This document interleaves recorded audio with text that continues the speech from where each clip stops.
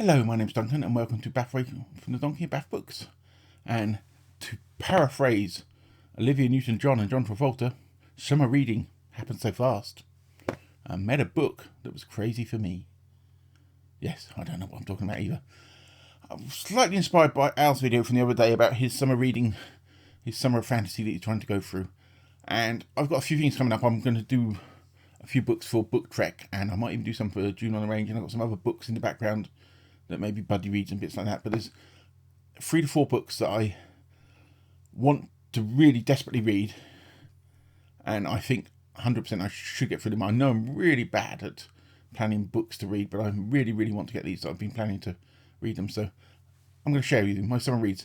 Summer reading for me should be a bit of fun, but then you can still have in-depth topics. So I have three fictions, 1 a non-fiction to go along. So the first one I'm definitely going to read, because I was looking for this everywhere, is Alan Dean Foster's Montezuma Strip, which is a selection of short stories all linked by the fact that they are set on the US-Mexico border, where there's this strip of land in the future where it's got different customs going on. And I read one of these stories, and he wrote them under a pseudonym, which I can't remember what the pseudonym is. It probably tell me in here. Here you are. James Lawson. He originally published them in magazines of James Lawson. One of these stories ended up on a anthology TV show at the back end of the 90s, which I can't remember what it's called off the top of my head, and I've got the story. I actually have the programme on copies of the programme.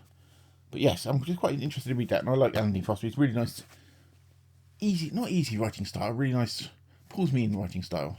So yeah, so that's Montezuma Strip. It's quite hard to find and get a hold of, but that is 100% I will be reading this summer. And then we go on to my next one.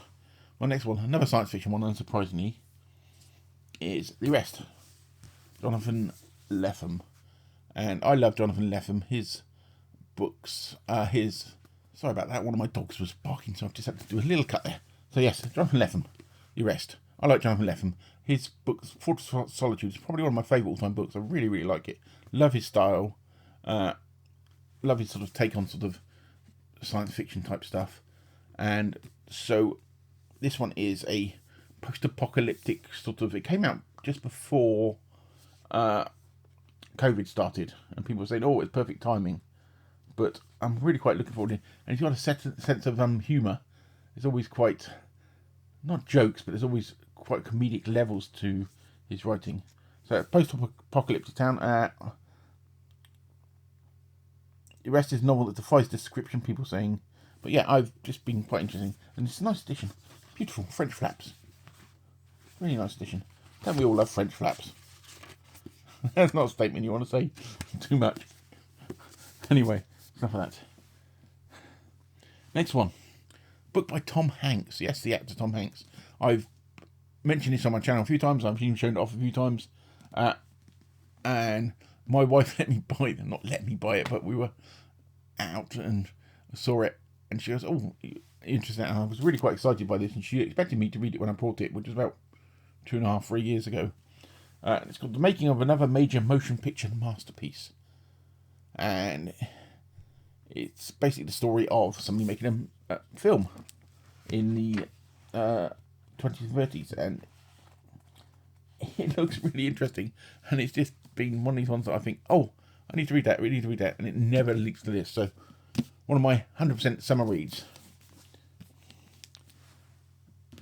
So those are the fiction ones. So the fiction ones, Tom Hanks making another major motion picture. Am I speaking too fast? Jonathan Lethem, The Arrest.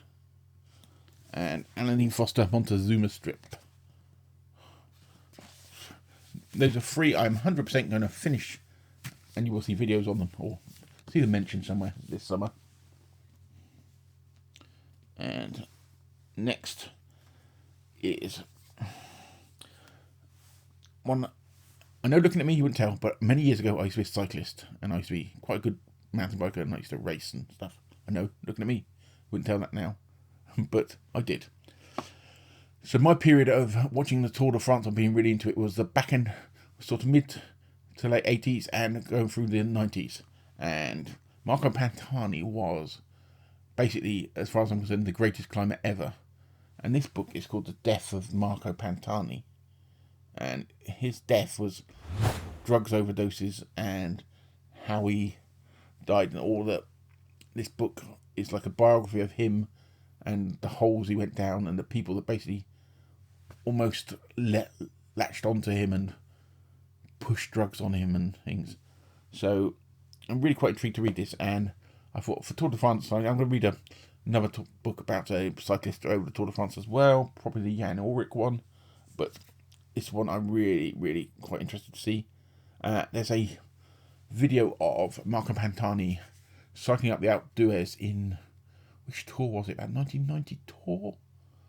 An Alpe d'Huez, if you don't know, is a stunning physical climb for Tour de France riders, and he literally dances his way up there. It's on YouTube. I will find it and I will put a link below to it so you can go and watch it if you're vaguely interested in it, just to watch this man. It takes him about 8 minutes or something just to get up this mountain, and he just leaves everybody for dust. And probably longer than 8 minutes, probably 20 minutes or something. I can't remember the time, but it is the most stunning piece of climbing I've ever seen. And he was just a naturally gifted climber at the time. But yeah, this book, I'm really quite interested to read it. So yeah, that's by Matt Randell. Randell was a good cycling writer. The Death of Marco Pantani. So yeah, those are my 4 definite summer reads. So I'd be interested in what everybody else's is. So if why don't you let me know down below what you're definitely going to read. 100% going to read this summer no matter what. Come hail or winds and summer heats and sharks on the beach. You know what you're going to read. I've obviously got some other bits I'm going to be reading. As I said, I'm going to be doing a couple of books of Book Trek across the summer. I've got some lined up for that. And I'm even going to do at least 1 book for Dune on the Range. Maybe 2. I've got some bits I'm vaguely interested in reading, but it all depends what else has happened. But these ones are 100% dialed in, as are some buddy reads I may be doing as well.